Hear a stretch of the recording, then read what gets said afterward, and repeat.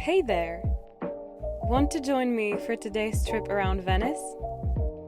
I'm thinking of showing you the beautiful island of San Giorgio, and maybe we will climb the tower.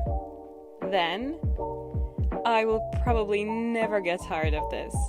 I guess I need to show you a little bit more of Venice under the night sky. And finally, there might be some curiosities that are absolutely worth mentioning. So, shall we? Let's go. San Giorgio is one of many islands in the lagoon. It boasts a gorgeous church, a museum, a labyrinth. How cool is that? Among many other things, of course. I am naming only the ones I know.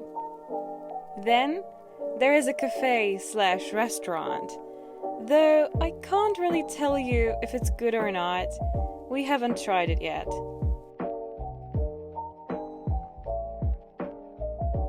Oh, and let's not forget about the port. I loved it. There is one boat for sale. I wish I had the money for that, though it would be pretty useless for me, since I haven't got the slightest clue about sailing. Well, and now comes the treat. If you happen to visit San Giorgio, you absolutely have to go up the bell tower. You just have to. The first time on the island, we'd skipped the ride up to the top. And we were so thankful we didn't the second time. Because the view is... well, see for yourselves. I think I will give you a moment to take it in.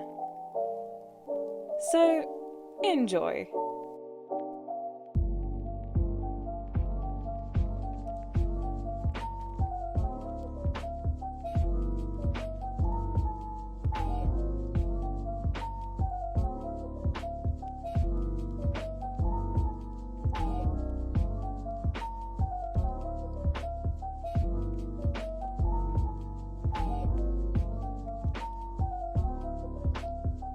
You can see so much from up here.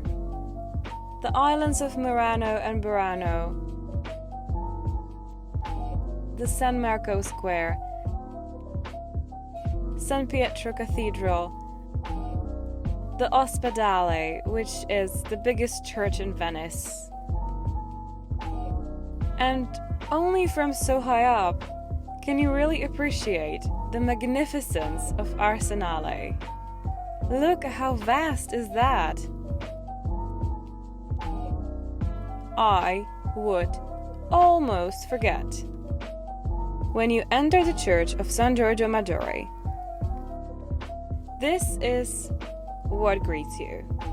It's called the house to watch the sunset. And well, it is something. Though in my opinion, it doesn't quite fit inside such a majestic building. I don't know, maybe it's just my problem. Okay. Our next steps were supposed to lead back to the main island. Change of plans occurred. A vaporetto from the other direction came first. And guess what happened? Almost everyone got off, and they left the front seats free. So here is an advice from me. Don't want to spend hundreds of euros on getting yourself a water taxi or taking gondola? If you want to have a first-class ride through the Grand Canal, take Vaporetto number 2 from San Zaccaria. Go to San Giorgio. Wait for the people to empty the boat and take the prime seats for yourselves. Yes, there is a bit of a downside because you will have to travel the length of the parallel canal as well before you enter the Grand Canal itself. But trust me, it's so worth it. It's one thing to walk the narrow alleyways and enjoy Venice on foot, but it is a completely different thing to see it all from aboard a boat. I feel like I haven't told you enough about this. Nights in Venice are really and truly something to behold. The city is breathtaking during the daylight, but when the dusk falls and the lights begin to glow, then is Venice positively enchanting. The restaurants put out tables and place little lamps on each. The shadows combined with the glow of lights create this mystical atmosphere. Then there are the water reflections that only add to this magic. People strolling around. Oh, and I would almost forget about the musicians.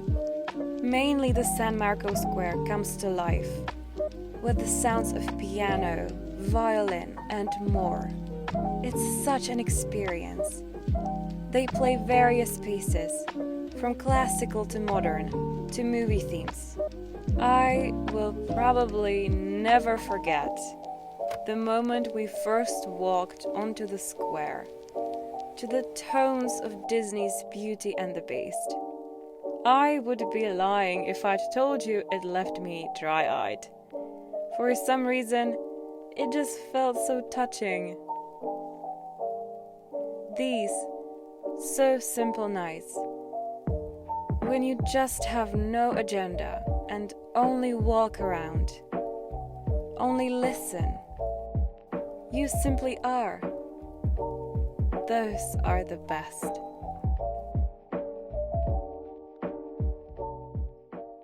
Now to a bit of a curiosity. You might remember the time I'd told you about the giant army ship.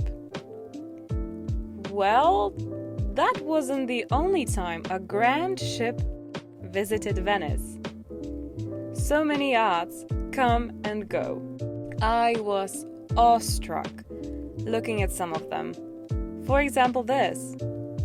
I know there is not much you can see, but this one has such a futuristic design. And this one, on the contrary, what a classic sailing yacht. My favorite. At the end of August, Venice hosted a big Dolce & Gabbana fashion show. And there were so many stunning yachts that came.